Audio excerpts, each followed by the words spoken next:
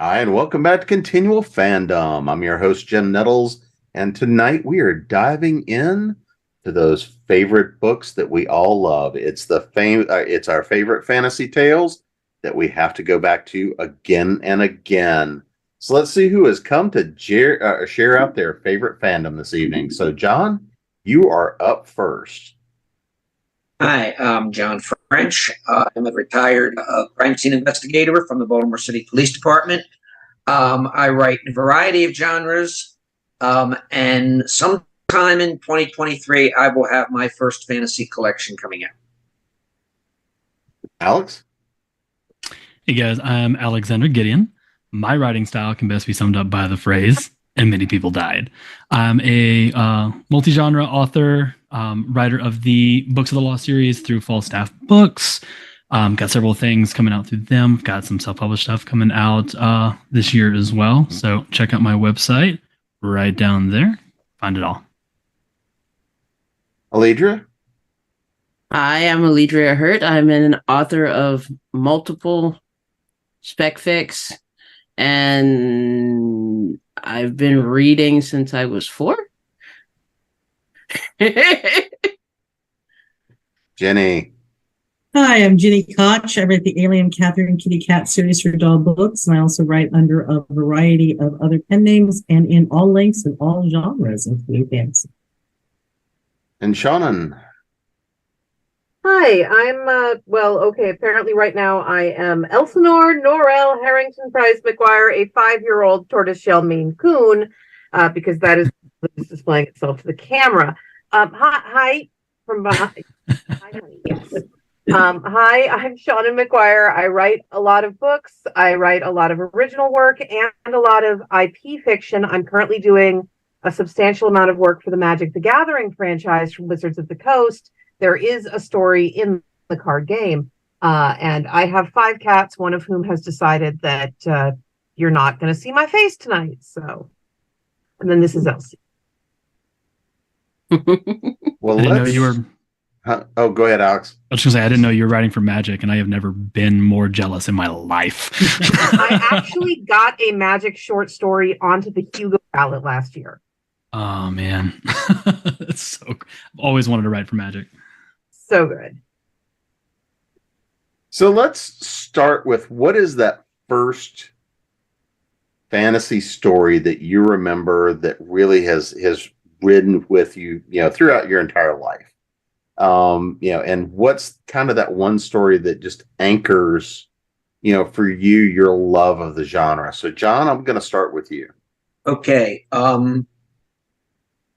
My parents got me at 1 volume a week, the Golden Book Encyclopedia, and it very detailed for the age then, and a lot of it was Greek and Roman myths, which sort of started me down the road of fantasy.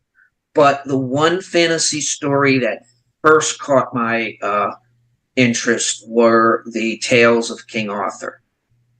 And I have read, I read the children's version, and I basically, as I grew older, I kept reading more and more, more and more advanced versions of the Arthurian legends, and you still can't get over the fact of how it ends, but that's the way things go. But yeah, and I'm still very interested in the Arthurian books. On my to be read shelf is Levi Tidhar's By Force Alone, which is his own unique telling of the Arthurian story. If his novel Hood has anything, which is his version of Robin Hood. And even to the point where Patrick Thomas and I edited an anthology called Camelot 13, which featured, all the stories evoke the spirit of Camelot. So there we go. My first and still current love in fantasy is Arthur. How about you, Alex? So, like a lot of millennials, I grew up reading Harry Potter. I also have read Lord of the Rings. Got a stack of books behind me that are all some of those. But there's one book series that really, really made me really solidified my love of fantasy and made me want to write, actually. And that's by our good friend David B. Coe. This will be Children of Amarid. To the point that I've got a lovely little tattoo. If you look at that, see that staff there? Yeah, it's the staff on it. I'd never read something that had as great a characters as is in that series. And while objectively David's written better works, more like skillful works, it's always going to be my favorite. Those characters, just from the moment I started reading, they felt like my friends, and they made me want to write, because I always wanted to write characters. I mean, when I first started, I wasn't maybe 5th grade, and me and a friend would just create all these characters, and we just fleshed out a world around them at that time. But it's very traditional fantasy, lots of magic, lots of lore behind it. It was just, those characters really just made it for me. And I owe a lot to David, actually, in general, because he has since edited me, published me. His daughter has edited me. He taught me how to write, gave me reference to my current job as an optician. So David basically gave me my entire career. So Alledria, how about you? What was that foundational story for you? I want to say it's David Eddings' The Elenium and the Tamuli, the 6 books of Sparhawk, which literally this is like, I remember following Sparhawk and being like, this is the kind of person who almost reminds me, it's almost like Sparhawk and Roland Deschain would have been like great friends. And those are my 2 absolute favorite male lead characters. And they're just so no nonsense. They don't so much have, it's almost like they have the single-mindedness of purpose that I wish I had, having ADD. Jenny? Checking in from the rest of ADHD Army. I didn't realize when I was younger that some of the books I loved were fantasy. They were just books. So the earliest ones I can think of are the Phantom Tollbooth and Cricket in Times Square. Plus O. Henry has a lot of fantasy or fantastical elements in a lot of his short stories. I'm a huge O. Henry fan. I read the complete O. Henry pretty much every year from probably around age 9 to till I was in college and had too much other reading to do. I read others like the Belgariad. I really liked that. But for me, a lot of the books I was reading when I was younger, I didn't realize were fantasy. They were just books. They were books that, came in through Scholastic or my mother or whatever. So the earliest ones I can think of are Phantom Tollbooth, which I adored, and A Cricket in Times Square. And O. Henry has a lot of fantasy and fantastical elements in a lot of his stories. And I'm a huge O. Henry fan. I would read his complete works every year from about when I was 9 until I was in college and had too much other reading I had to do. And then there's the Belgariad, which I really like, by David Eddings. But realistically, the most important series that really solidified my love of, I actually love fantasy, was Terry Pratchett and Discworld. And my favorite book is Good Omens, which I know is not part of Discworld, and he wrote with Neil Gaiman. But I love that book. That is not only my favorite fantasy novel, that's my favorite novel, period. If I have to go to the desert island with only one book, that's the book I'm going to take with me.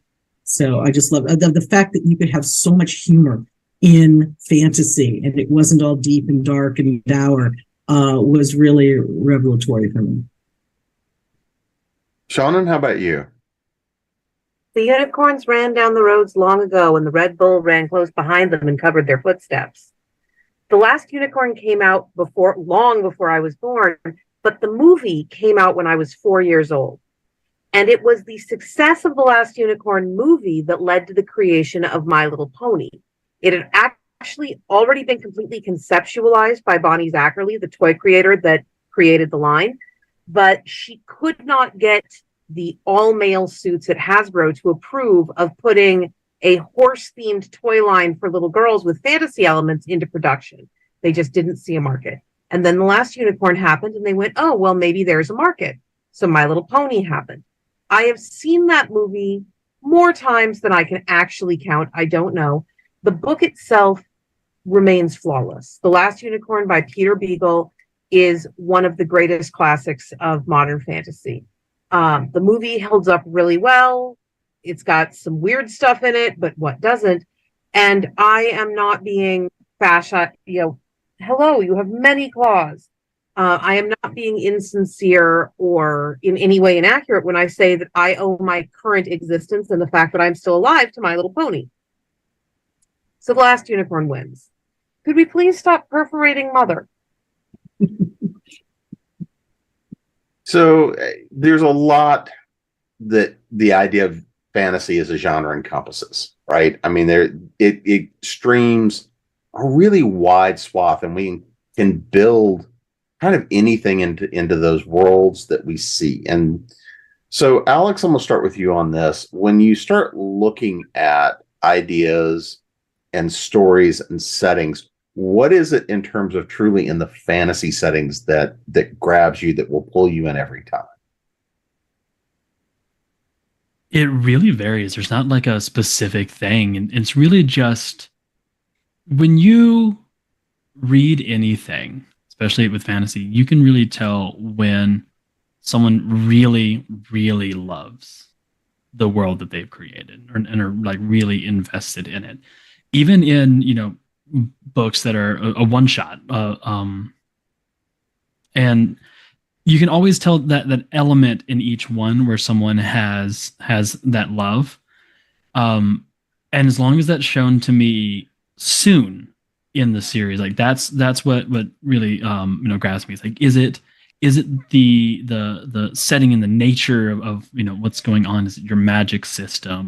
Do you love your characters? Do you love whatever it is? There are so many books that I read where you are in the first couple of chapters and you're just like, you feel like you phoned it in on this, or like you're building to the thing that you want to tell me, and it's like, tell me that.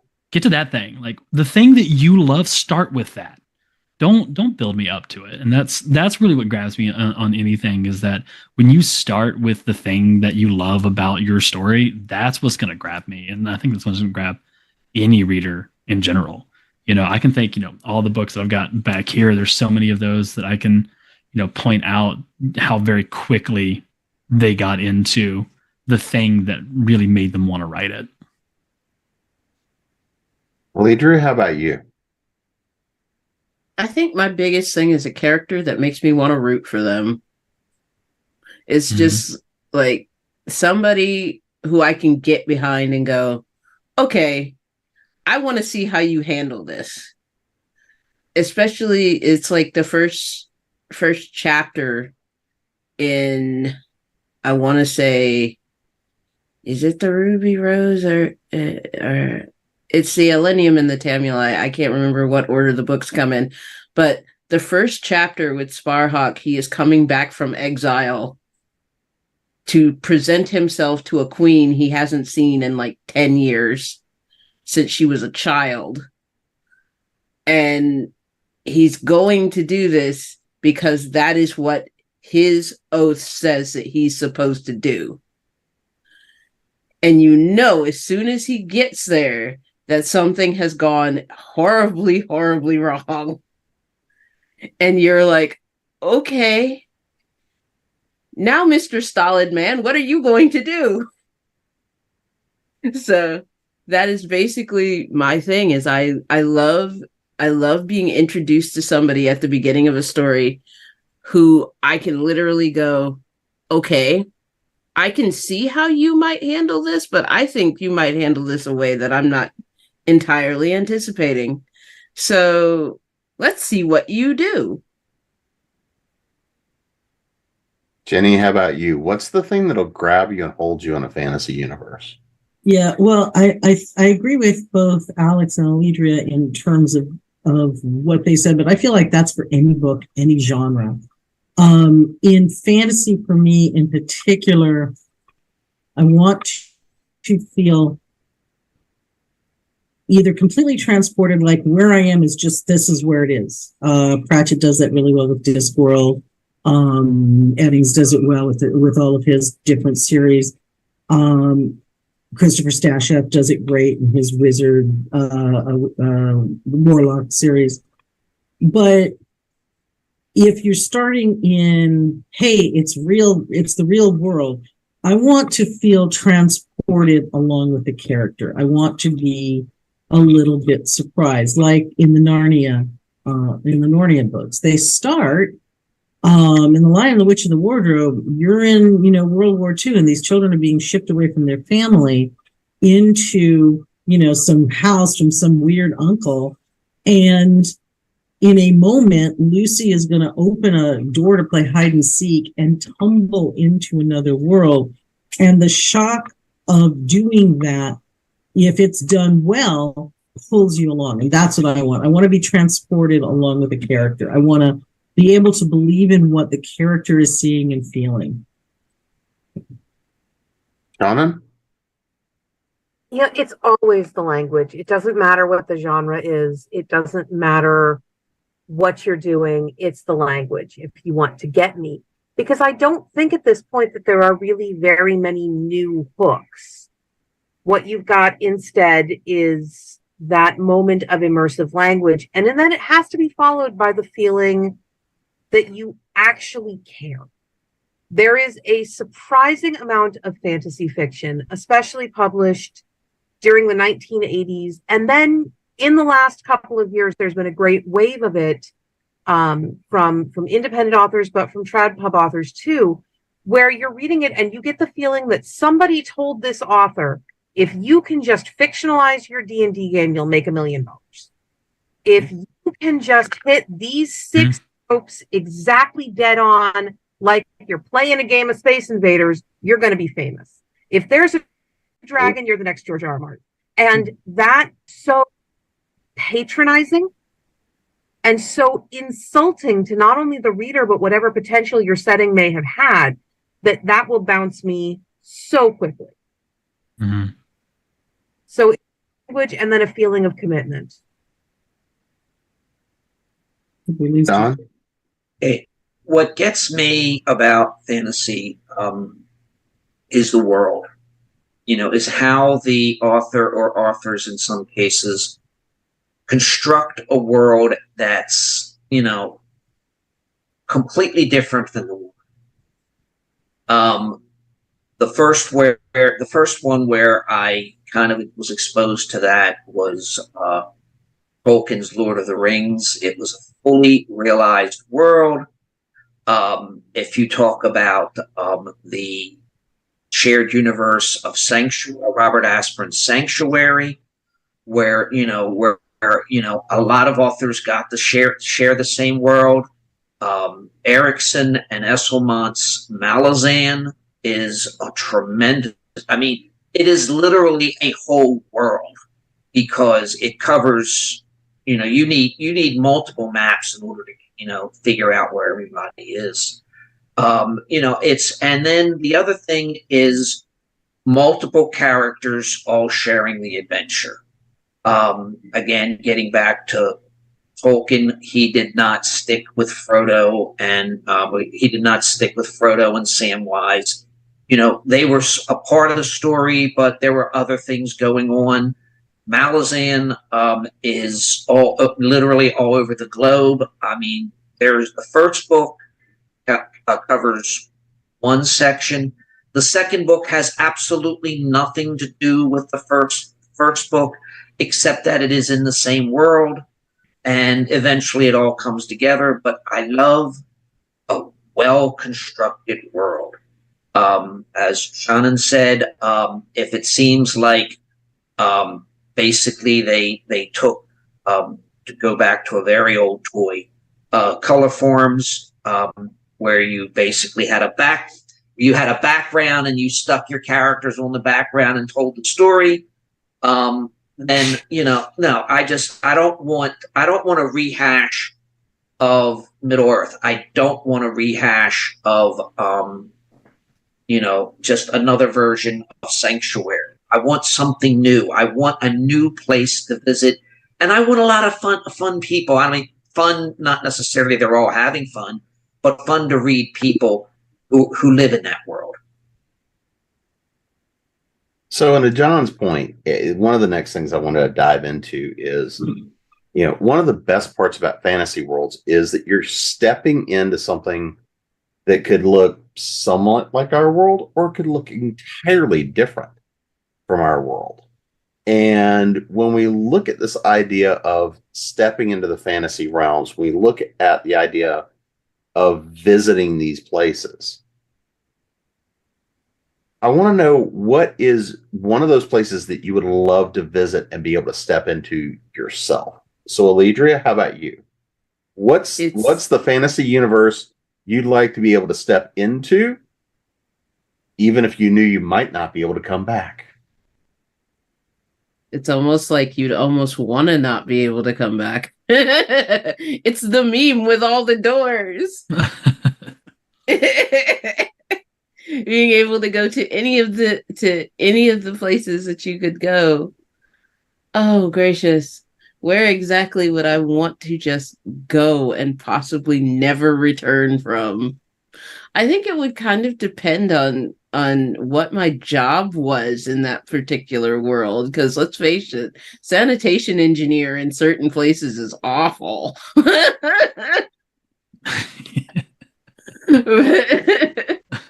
But let's think. I would like to be a hobbit. I would like to be a hobbit. I would like to go to Middle Earth, and I would like to be a hobbit. I would like to have my neat little hobbit hole with my fire and my food and my books, and never return. It's fair. Jenny, how about you? It's tough because part of me says, "Oh, I want to go to Discworld," but Alledria makes the really good point of, what are you doing? What's your job? So if I could be one of the witches and be hanging with Granny Weatherwax and Nanny Ogg, I'd love to go to Discworld. As long as I actually had power and magic, because I would need it there. Cool till it wasn't. There's lots of different fantasy worlds, but I'm with the lady. It really depends on what you're going to get to do while you're there. So I'm going to stick with, I want to be one of the witches in Discworld. Well, hopefully we'll get Shannon back here in a minute. But John, how about you? What's the fantasy world that you're ready to move into? Well, most of the fantasy world I like reading about are dangerous as hell, and I know if I went there, I definitely would not return, and it wouldn't be my choice. You talk about Malazan, you talk about Sanctuary. It's just, they're dangerous. I don't want to go there. The one I would want to go to is Randall Garrett's The World of Lord Darcy, the alternate universe where alchemy and magic went out over chemistry and science, and it's King John turned out to be a good king. There are continuing kings named John and all that, and I want a position as forensic sorcerer like Randall Garrett's Lord Darcy's assistant. I think his name is Seamus. But yeah, it's the position of forensic sorcerer in that world would be perfect for me. Alex? I think I would want to go and be an elf in the Aragon world. I'll say that Christopher Paolini's Aragon books is one of my absolute favorite magic systems ever. Another thing, and what could be an answer to the last question as well, is great magic systems and magicians who are not afraid to use their magic is a thing that I absolutely love. I always hate I have magic, but if I use it, it's too dangerous. No, I'm like, no, I want you slinging those spells all over the place every second you get. And that's what the elves are. The magic is tied to the ancient language that they speak. You can't tell a lie in that ancient language. Like, you literally physically cannot lie in the language. It will stop you from saying it. The language is the true names of everything, so you can use it to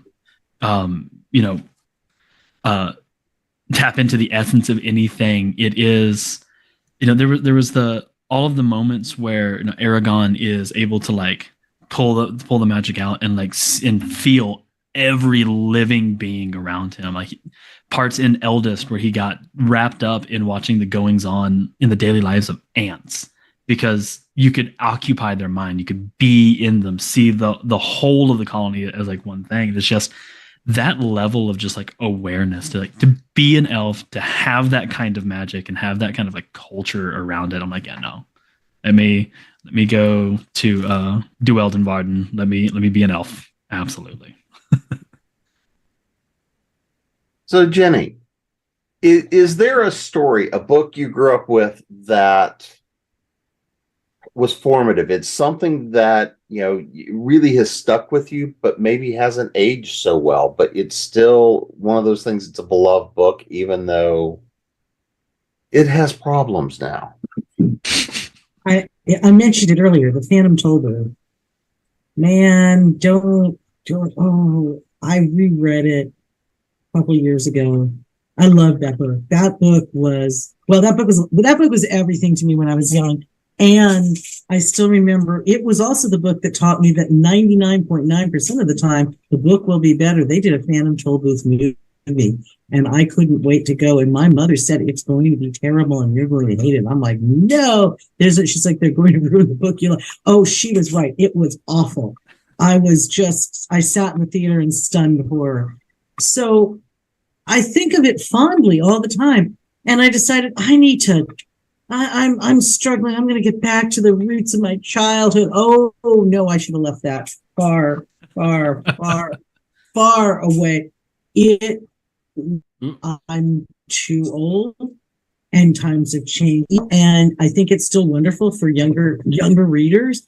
It did not hold up for me at all. I see my connection is unstable again. Yeah, you got a little choppy. Yeah. Fuck you, internet. We're gonna make it anyhow.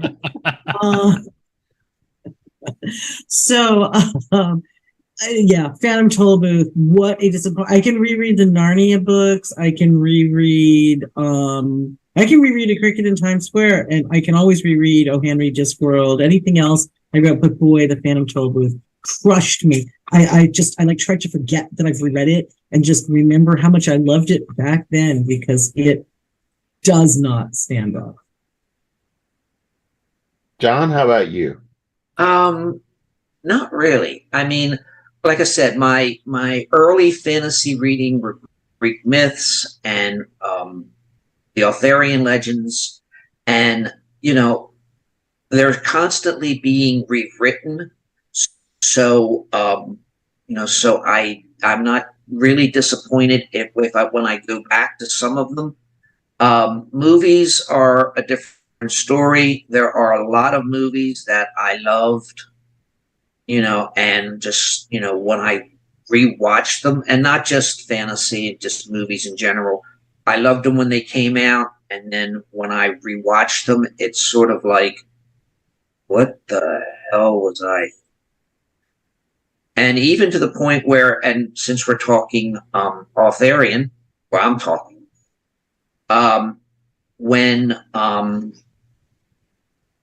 what's the one? Excalibur.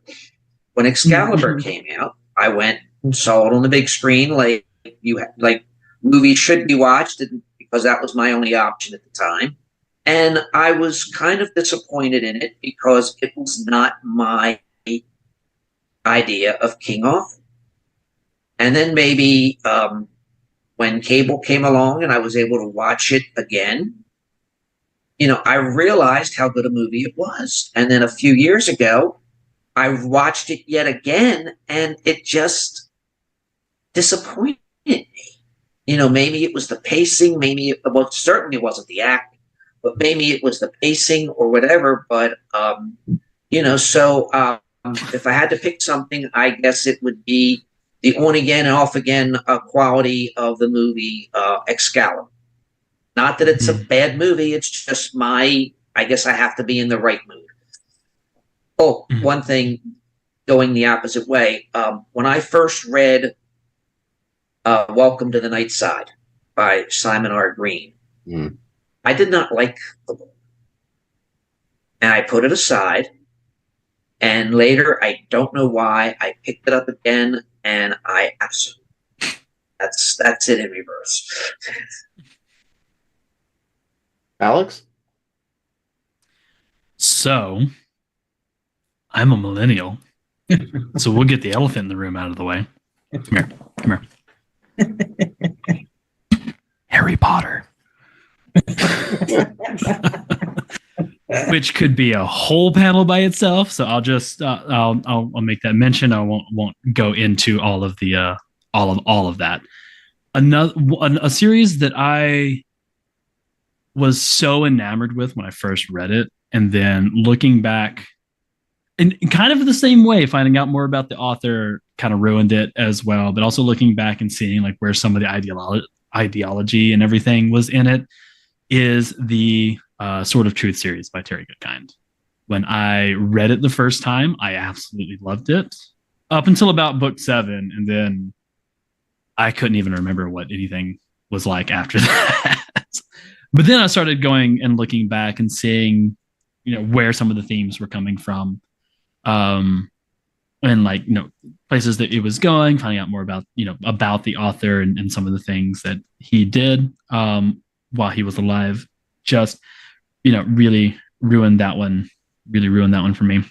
One that I love that was also kind of the same way is the Piers Anthony's Incarnations of Immortality. Honestly, it was the series. When they say you start reading, if you read those books, you won't be Christian no more. You're going to start questioning it. Well, that actually was the case. I read those and I was like, that's interesting. Whole series, all of these like God's positions, including God, are positions. They're jobs, and a human takes on that job. And my favorite one is this one, For Love of Evil, which did have a great way it tied into everything. We have all these incarnations, and Satan was the big bad guy.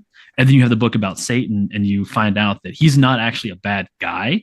He's just having to work within the confines of his office because he can't do good things because it'll kick him out of the office. He won't be able to keep it. But it's another one of those where there's some themes. I mean, Love Him to Death, Piers Anthony is a giant pervert. Like, oh my God. And you read back through and you're like,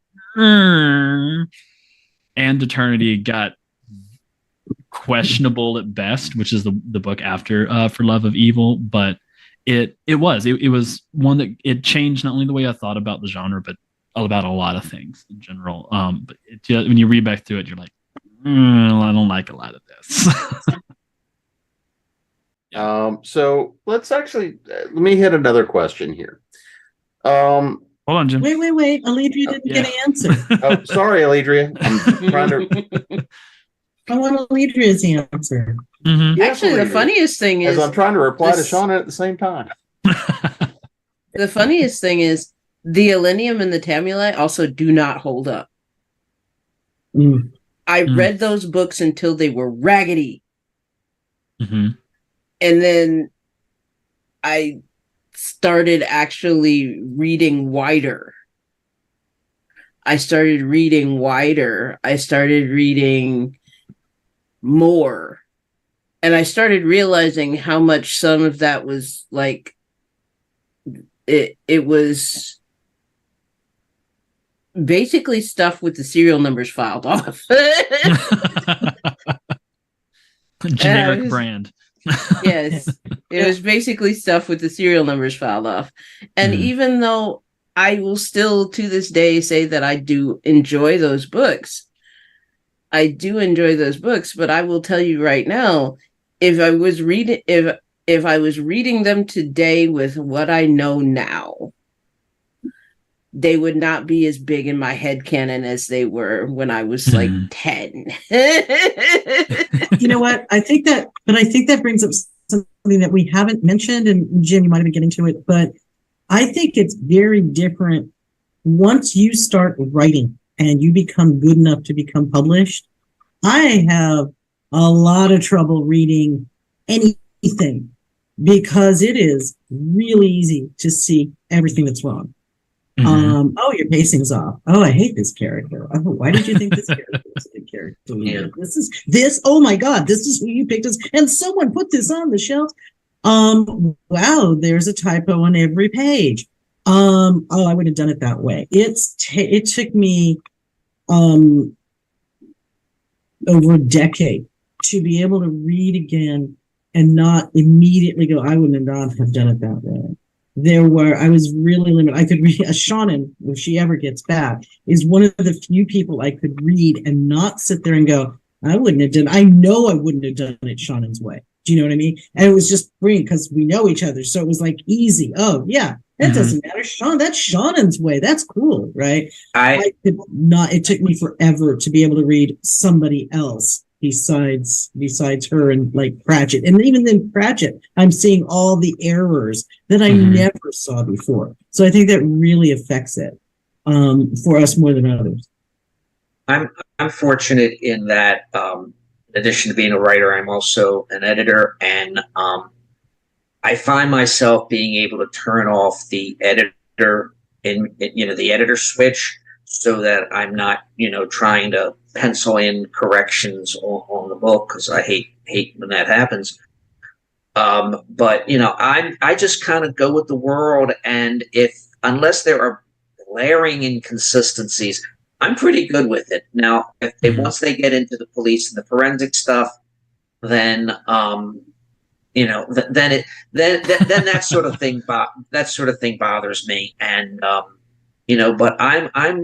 but one thing that was that Alex said was, sometimes, like for instance, I did read the entire Harry Potter series, but thank you for making me feel old, Alex, because I read it as my first exposure to it when it came out was as an adult.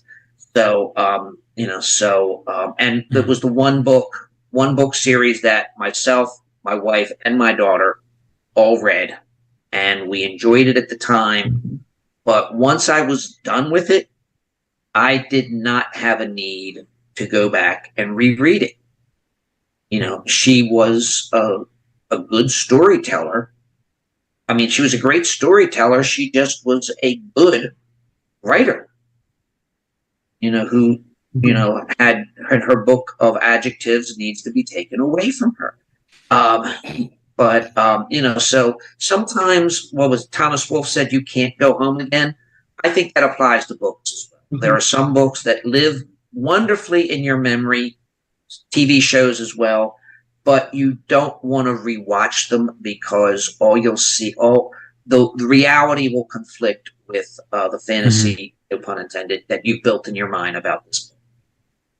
Yeah. That's the reason why I like to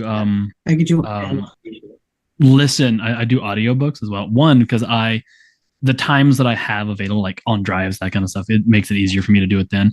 But it's also, if I'm listening to a book being narrated, I can not think so much about like edits and that kind of stuff. And the way that everything is presented to you, and like if it's a really good performance and everything, like a book series that I've also loved. It's more recent, but it's been out for several years. That I love is the Burning Saga by Evan Winter, The Rage of Dragons and the Fires of Vengeance.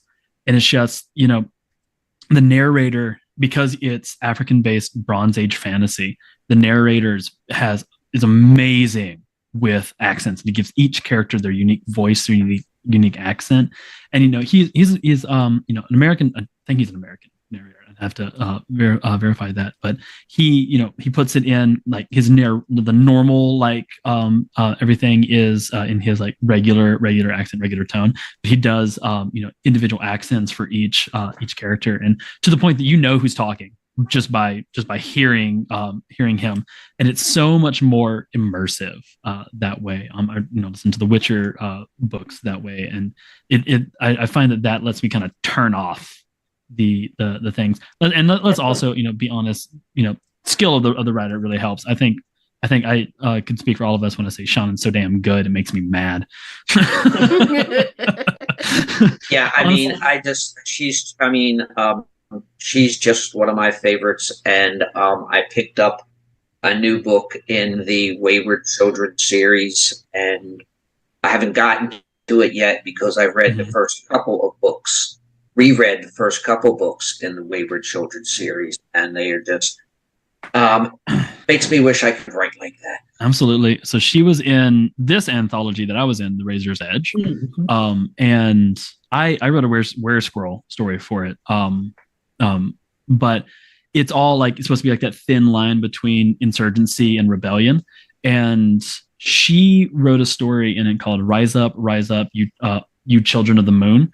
And it's about the animals of a city like rising up to take it back. And I was like, and just the way that like that being the idea she had for that prompt. And I think to myself now, whenever I write like a short story for like Zombies Need Brains or anything, I'm always like, what would Seanan come up with for this? Like, how would she approach it? How would she make it so like unique to it? So. As far as discussing not editing other people's work, it is one of those ones where I find that if I'm in a situation where I can write on it, I will.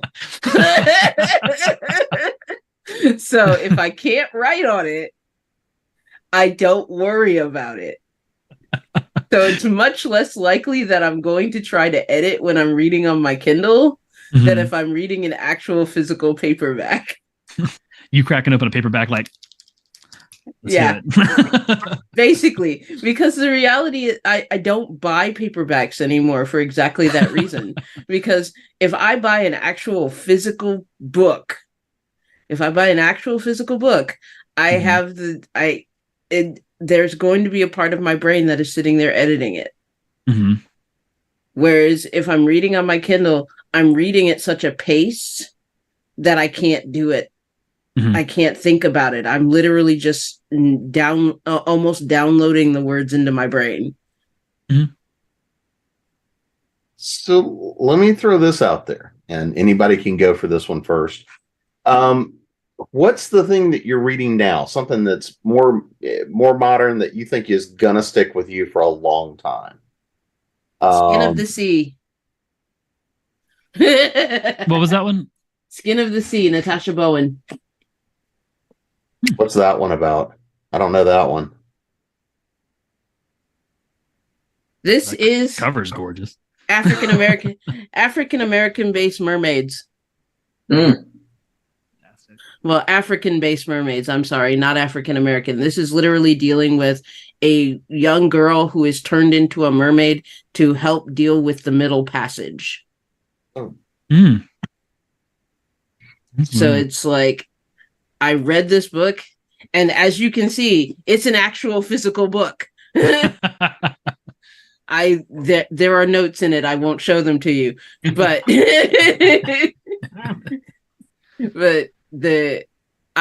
read it and there's another one that there's a second book in the set already, and I'm like, I might have to actually get a hardcover of the second one too. And I'm just like, I love it so much that I'm literally like, because I'm also learning a lot about Yoruba religion and Yoruba language and African based religion, and it's like, okay, and now I get to see it in a fantasy novel that is literally like, I got this at Target. That's awesome. I mentioned the one that I've been really loving, and that's the Burning Saga, Evan Winter. Now, I found as well, I am loving how much like African based fantasy we're seeing. It's like based in African culture, because it's, I mean, let's be honest, like European is just so stale. Like we have done it so many times that the horse has been dead for so long that we're using its bones to beat the other bones now at this point. And that one, you know, the narration's fantastic. Like I said, I don't read it. I wait for the audiobook to come out to listen to it. But the first two books are just great, and it's incredible how like they're violent. They are very violent, and you know that going into it. Just by Tal Volantis, who is the no, that's a different. The main character's name is Tal. In the third Dead Space game, there's a planet called Tal Volantis, and that's where I got that from. But Tal is his circumstances lead him into that great violence, but like where he's gotten is like you root for him so much in the story, and he makes so much sense, and what he does and the way he's able to like break the caste systems by force. He pretty much ends up being able to be the dude that's just like, if you don't like that I'm doing this, come out here and stop me, because I know you can't. And it's just, you love it every time he does it. Every time somebody's like, oh, you're beneath me, and he's like, prove it. It's just fantastic. And I love that he ends up in all of this, and this brutalness and all of that works in a love story. And that is beautiful that he did that. I cannot say enough good things about that series. Go check out The Burning Saga by Evan Winter. Seanan. Oh, go ahead. Go ahead, Jen. I was going to say, The Throne of Amancourt by Joshua Palmatier, who's a fellow Jaw author, and who's also the lead editor of Brains. The Skewed Throne is super good, and I think anyway, the first book is Throne. It is super good. I'm reading the whole trilogy, and I really can understand how he got pulled out. He threw over the transom. He was not agented when Daw picked him out of the pile. And you can understand why when you're reading it. It is so good.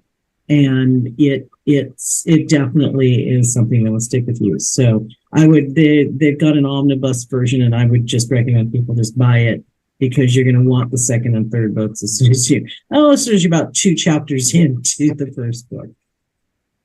Okay. I must confess I haven't been reading too much fantasy lately. I just finished The Mad Bomber of New York, which basically changed, but basically was the start of criminal profiling, and the outcome of the case changed the way New York State dealt with people with mental issues who have committed crimes.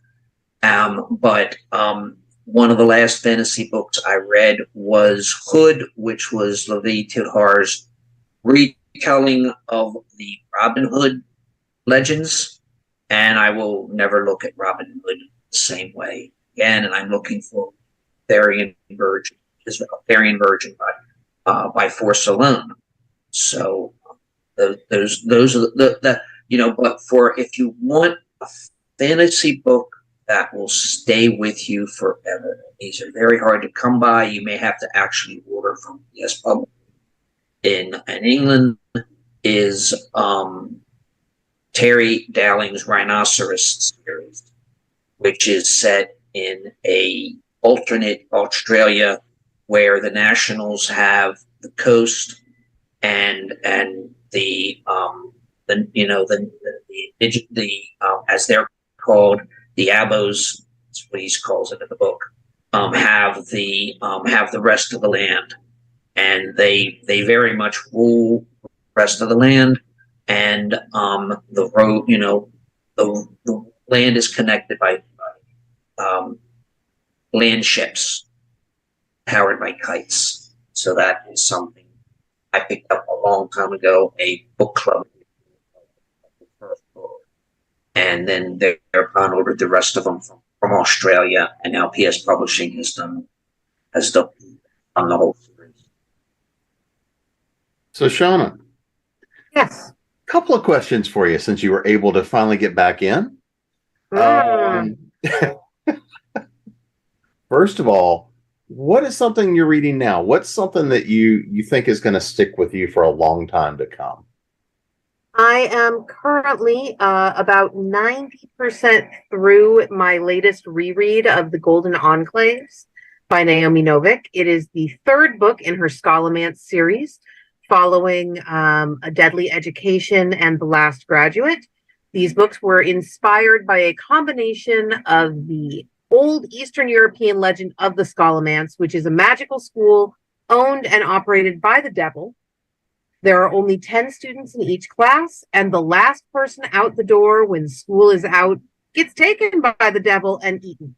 But it's where powerful sorcerers and evil beings go to learn how to be better evil beings. And it was part of the inspiration behind Bram Stoker's Dracula.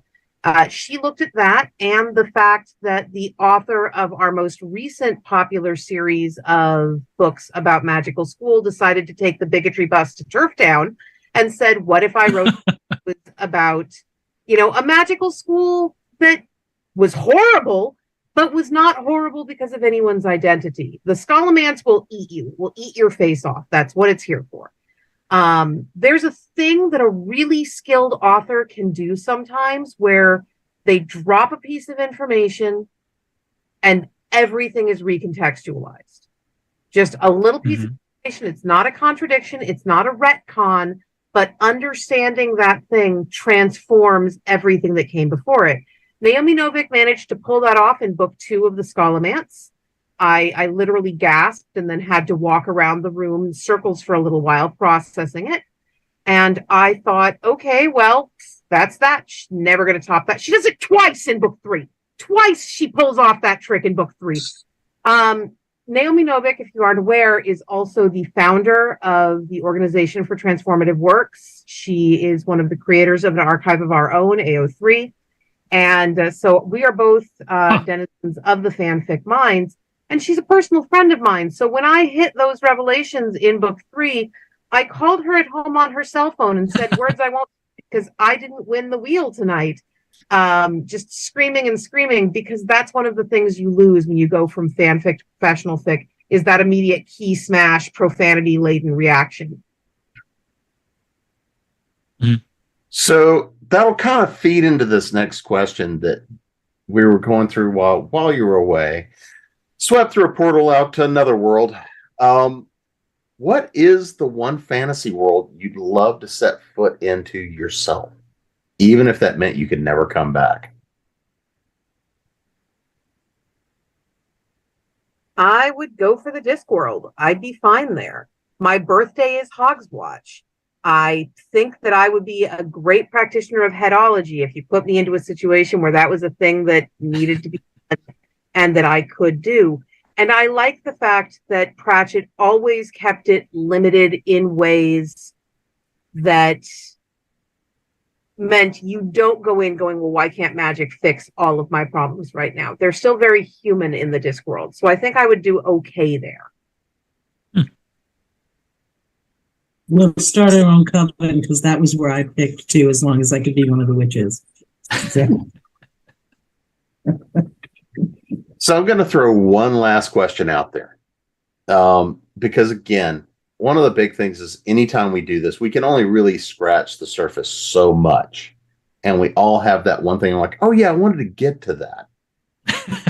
So this is that open-ended question that says, what's the one thing we did not get to that you think we ought to talk about tonight when we're talking about our favorite fantasies, our favorite fantasy worlds, our favorite fantasy storytellers?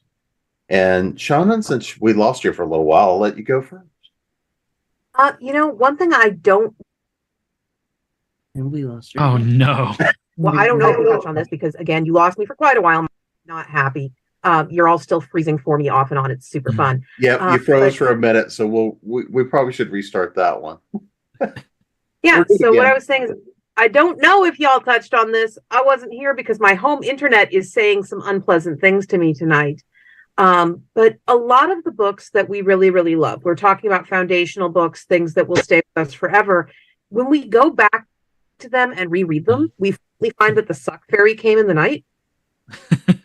There is a huge amount of racism or anti-Semitism or just general bigotry that we didn't see when we were 8 and 9 years old or when we were 10, 11, 12.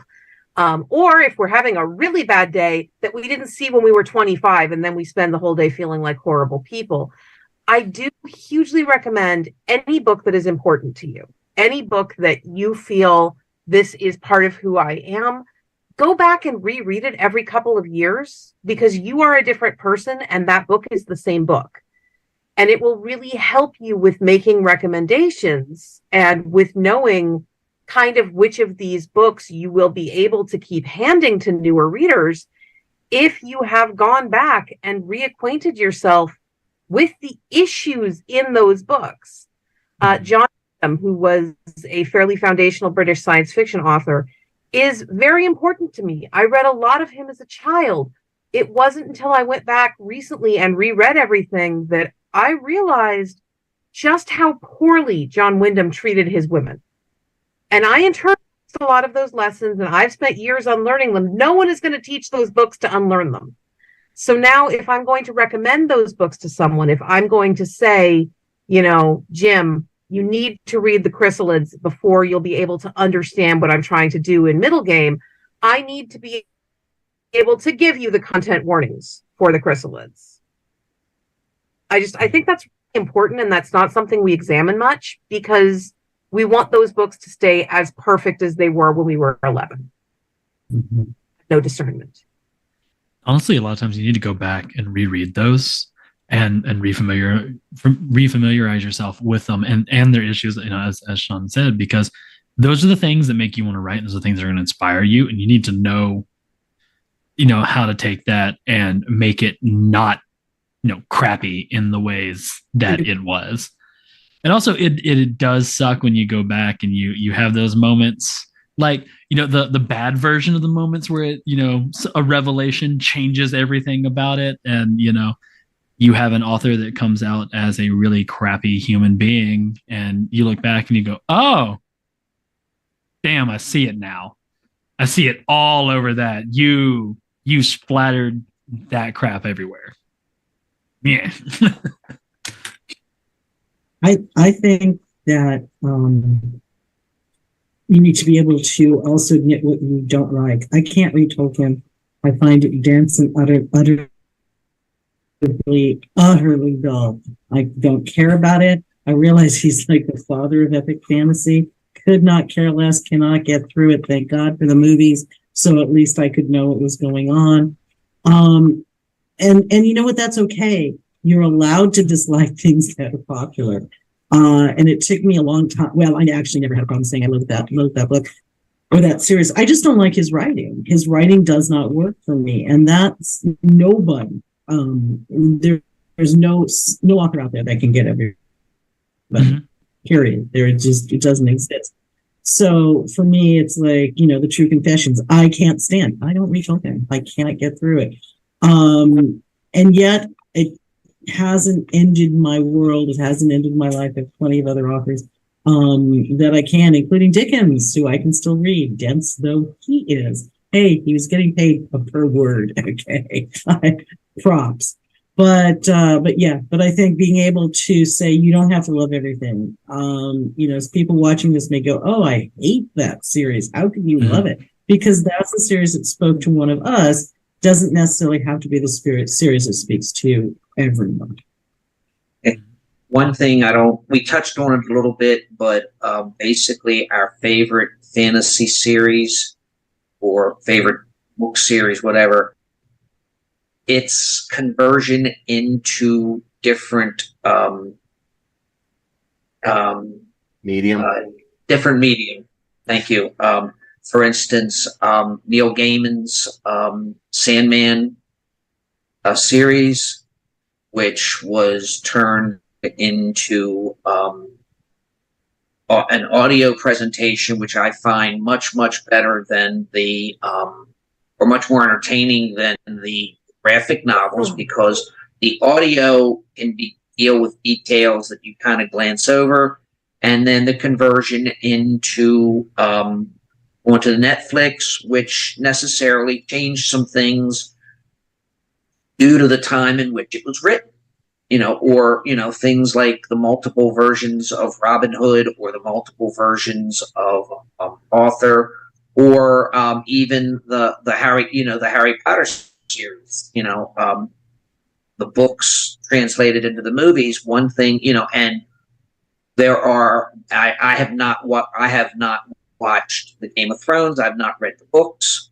I'm one of those people. I watched the first episode of Game of Thrones and said, I've got books that do it a lot better. So I've not seen the Game of Thrones, but I'm sure there are people who have opinions of the books versus the TV show, and at least the TV show finished, but how it got finished. So that's one thing we touched on briefly, as it with The Last Unicorn. And what was the one that Ginny that you went to see and hated the movie? Oh, Phantom Tollbooth. Phantom Tollbooth, that sort of thing. That was that. Our favorite fantasy stories told in a different medium. Mm-hmm. I mean, the Aragon movie could possibly be one of the worst adaptations ever. I'm going to pull up Phantom Tollbooth, man, but you're probably not wrong. Yeah, I will contest that with basically any Stephen King adaptation. Yeah. So it is one of my books of all time. It's not really a fantasy as much as it's a horror novel. But imagine living in a timeline where your favorite book is transformed into a movie that misses all the points that made you love it, and you have to watch it be a massive media phenomenon. Like, it's horrible. Beverly is a gunslinger. She doesn't need to get assaulted. She has not forgotten the face of her father. So I will heavily contest. Also, the Lawnmower Man movie. Oh my God. I mean, for me, it was turning Trondheim in Aragon, which should be such a glorious sight for the dwarven city, the mountain within a mountain that is the jewel of them, into a cave. It's a cave. That was it. Well, I was fortunate enough to attend a Stephen King a long time ago. Attend a reading and a signing by Stephen King, and one of the inevitable questions at the time was, when are they going to turn Sandman? When is there going to be a Sandman movie? And he kind of sighed and said, I don't know. I've rewritten it many times. I just talked them out of having a big fight underneath the Sandman's headquarters, which is beneath New York, with him fighting his evil twin. You Gaiman, right? Who did I say? Okay, thank you. You said King. King. Oh, no, I'm sorry. I'm deeply confused. Yeah, I'm very sorry. Got all of us confused. And basically, they wanted to completely change the whole spirit of the Sandman because they realized there were no actual fight scenes in the book. Mm-hmm. I mean, or they thought there wasn't. There is, but not the way they think it is. But that's how bad they can turn a great work into a lousy movie. Yeah, on Sean, on your point of completely missing the mark of what something's supposed to be, the second season of The Witcher was an absolute travesty. That just the way they pit Geralt, Ciri, and Yennefer against each other when the entire point is that they are found family and are going to look for each other and are going to try to find each other no matter what. And not even missing the whole fact that Andrzej Sapkowski is a Polish man who grew up in post-World War II Poland, seeing all the refugees, seeing all of that. And when you read the books, that's what it is. It's the refugee. It's going through war-torn lands. It's all of that, and the contempt for that in the second season was just awful. So you and I have just made opposite sides of the same point about how something can be a fantastic media adaptation while being a terrible adaptation of a work. Mm-hmm. They have a following for a reason. Yeah. The Witcher series has a following for a reason. I haven't read most of the Witcher stories. I loved season 2 because I didn't pick up on the things that you as a fan clearly saw. The people who love the It movies, because to them, Beverly was playing a very archetypical role in a horror movie. She didn't need to be a gunslinger. We didn't need to see the turtle. We were missing the fact that all things serve the bean because that is not present in that movie. But to me, as someone deeply immersed in the source material, it was an offense to the universe that they took out all of these pieces of the essential cosmology. The Lawnmower Man movie, on the other hand, is the Lawnmower Man in name only. Trucks. They made a remake of Trucks, which is the short story that Maximum Overdrive was based on, with Bradley Whitford. And the movie that's called Trucks with Bradley Whitford, is boring. It's a movie killer trucks trying to kill everyone on Earth, based on Maximum Overdrive, which was a movie fueled by cocaine, but at least it was funny. And I will say that puts it in top 10 worst adaptations. Yeah, that's an interesting point. The point of view of somebody who has read the book and hated the movie adaptation or the television versus somebody who has heard of the book but really, really liked the movie adaptation. For my sins, first. For my sins, I liked the Spirit movie despite all its faults. But I'm not a Spirit purist. Whereas the comic book people I know who are who worship Eisner as a literary god, were out to would be perfectly willing to destroy anybody who had anything to do with that movie. So it's a matter of have you read the book? What if you like the book, and then the movie is not the book, you're going to have one opinion as opposed to, all right, let's put it this way. Ginny does not like Lord of the Rings. She may have liked the movie. I love the movies. The movies are great. Movies. I love the movies. It's one big movie, but you had to see it 3 times. But right. Well, versus also, yeah. I mean, so it's a matter of what have you read and what have you seen. Yeah, I saw The Shining before I'd read any of Stephen King other than his short fiction, which I find terrifying. And the friend I saw it with was complaining the whole way through that the book was so much better. I found the book boring. I wasn't scared at any part of the book. I was scared in the movie, but not any part of the book. And the same with Carrie. Carrie, I saw the movie first, and then I read it, and I realized I don't like Stephen King's novels. I think his short stuff is brilliant, and I don't like any of his novels. So I know I will always take the Stephen King movie adaptation, the visual medium over the book, because I'm more likely to enjoy it. Alledria? Nani? Only one who's not come into this one. I'm the only one who hasn't come into this one because I'm sitting here listening and enjoying the conversation. Now, one of the things that I always kind of pick on in fantasy novels that we didn't really touch on is failure to do your research. Failure to know the source material from which you are drawing. These things will knock me out of a story faster than anything else. I mean, I can forgive almost cardboard characters. I can forgive you filed the serial numbers off, but at least you got it accurate. But you filed the serial numbers off of it and you weren't accurate? What? Come on. But don't completely phone it in. Give me something. You got to file the serial numbers off, not buy it off a Wish. Yeah. I think that could be the line we're going to wrap this one up on.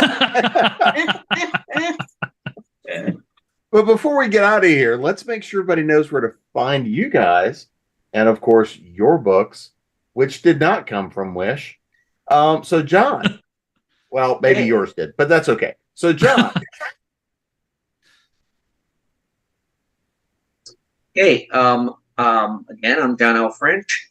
You can find my books on Amazon. I'm on Facebook under John French, and my most current book is Grease Monkeys, an anthology of diesel punk that I edited with Danielle Ackley McPhail, and which is actually launching April 1st at the Telltale Steampunk Festival in Hunt Valley, Maryland.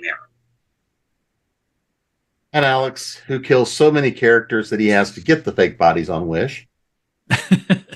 So you can find me right down another way, right down here. It'll be up top, but that's okay. Oh, well, wherever it is, it's here somewhere at alexandergideon.net. You can find links to all of my works. It's generally, pretty much everything's on Amazon.